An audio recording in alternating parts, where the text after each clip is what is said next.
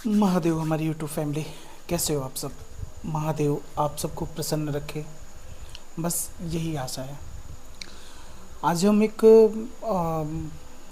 ऐसे पवित्र स्थलों के बारे में बात करने जा रहे हैं जो कहते हैं 12 ज्योतिर्लिंग के नाम से परिचित हैं, जिसको संसार जानते हैं। 12 ज्योतिर्लिंग कहाँ है, किसके नाम से, लेकिन उसकी स्थापना, उसकी कथाएं ये भी लोग जानते होंगे, लेकिन कम ही जानते होंगे या फिर बहुत।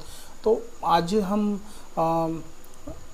सोमनाथ एक ज्योतिर्लिंग है, बहुत प्रचलित ज्योतिर्लिंग है। कहते हैं महादेव का एक ज्योतिर्लिंग ये भी है, महादेव के विराजमान का स्थान ये भी है। कहते हैं कि जो रावण थे, जो महान ब्राह्मण, वेदों के ज्ञाता, प्रकांड पंडित, उनको महादेव से बहुत सारे वरदान प्राप्त थे। महादेव को वो जब चाहते थे उनको प्रसन्न करते थे और उनसे बहुत सारी चीज़ों की जानकारी भी लिए और यक्षिणियों के बारे में जानकारी लिए। और महादेव ने उनको बहुत ऐसी विद्याओं के बारे में बताया। कहते हैं कि एक रावण संगीता में एक अध्याय था उड़िश तंत्र। उड़िश तंत्र एक महादेव और रावण के बीच की एक ऐसी कुछ गुप्त विद्याएं की बातें थी, जिसमें बहुत सारी चीज़ों का वर्णन किया गया है। ये ग्रंथ के आधार पे मैं बता रहा हूँ, प्राचीन ग्रंथ में पढ़ा जाता है और बहुत ऐसी गुरुओं के माध्यम से भी ये चीज़ों की जानकारी मिलती है। कहते हैं कि महादेव के सबसे बड़े भक्त अगर कहलाएं तो रावण कहलाएं। यह सोमनाथ मंदिर के बारे में आज हम जानते हैं। यह ज्योतिर्लिंग सोमनाथ नामक विश्व प्रसिद्ध मंदिर में स्थापित है। यह मंदिर गुजरात प्रांत के कटियावाड़ क्षेत्र में समुद्र के किनारे स्थित है। पहले यह क्षेत्र प्रभा क्षेत्र के नाम से जाना जाता था। यहीं पर भगवान श्री कृष्ण ने जरा नामक के वाण को निमित्त बनाकर अपनी लीला का स्मरण किया था। यहाँ के ज्योतिर्लिंग की कथा पुराणों में इस प्रकार कही गई है। दक्ष प्रजापति की 27 कन्याएं थीं। उन सभी का विवाह चंद्र देवता के साथ हुआ, किंतु चंद्रमा का समस्त अनुराग उनमें से एक केवल रोहिणी के प्रति ही रहता था। उनके इस कार्य से 10 प्रजापति की अन्य कन्याओं को बहुत कष्ट होता था। कहते हैं कि भाई आप 4 लोग हैं आपके परिवार में, एक लोगों से अगर बात करें तो तकलीफ होती है बाकी लोगों को, तो उन्हें बहुत कष्ट होता था। उन्होंने यह व्यथा कथा अपने पिता को सुनाई।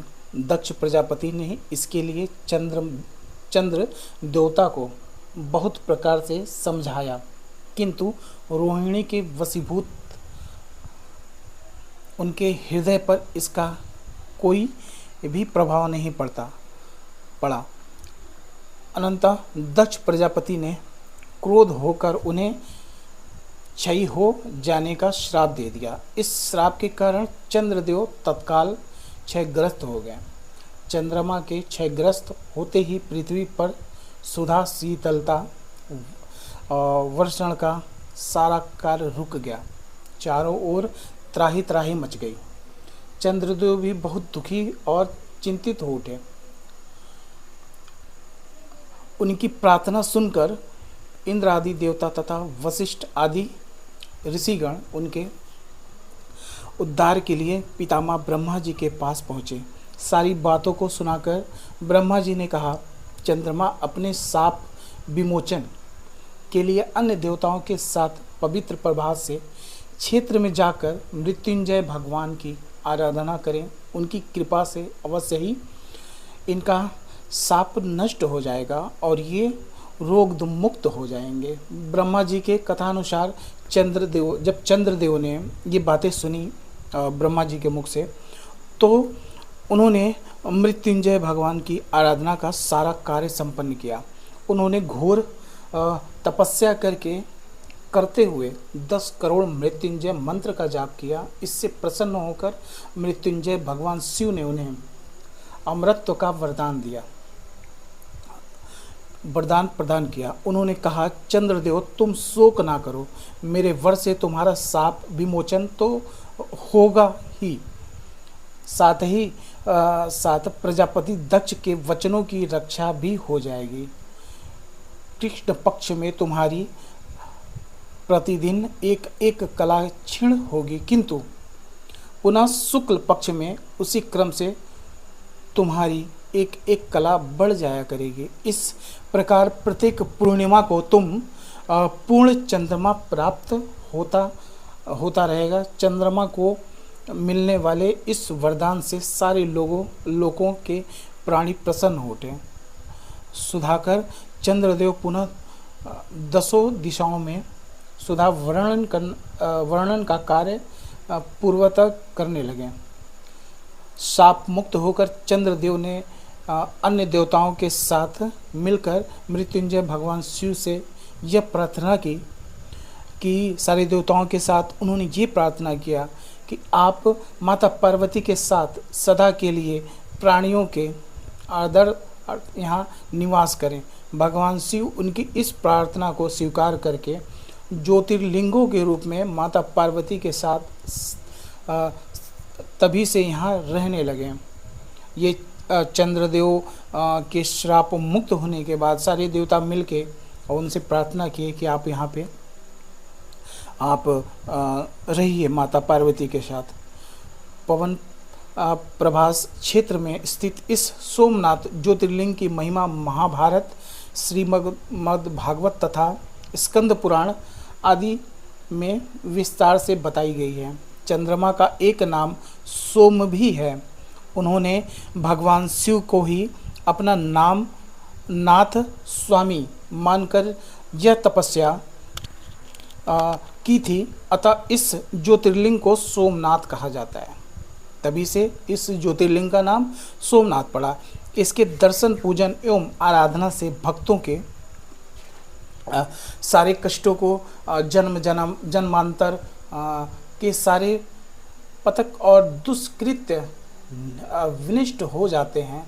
वे भगवान शिव और माँ पार्वती की अक्षय कृपा के पात्र बन जाते हैं। मोक्ष का मार्ग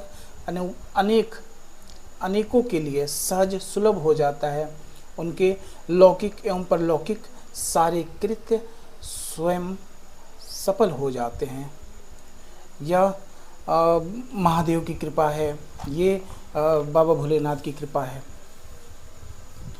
ये एक ज्योतिर्लिंग है जहाँ पे माँ पार्वती और महादेव स्वयं विराजमान हैं।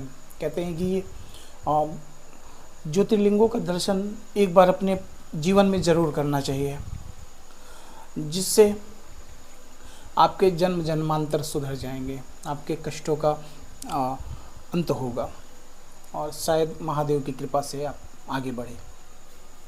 तो ये था हमारे माध्यम से एक छोटा सा सोमनाथ मंदिर के बारे में जानकारी का वो, और भी ज्योतिर्लिंग है महादेव के जो विराजमान हैं।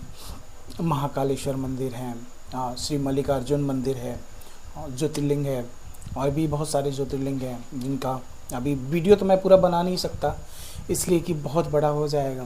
तो बस एक आज ये छोटा सा प्रयास था आप सबके लिए, और समय के अभाव के कारण मैं मंदिरों पे भी नहीं जा पा रहा हूँ, जिसके कारण मेरे वीडियो बनने में भी भाई लेट हो जाते हैं।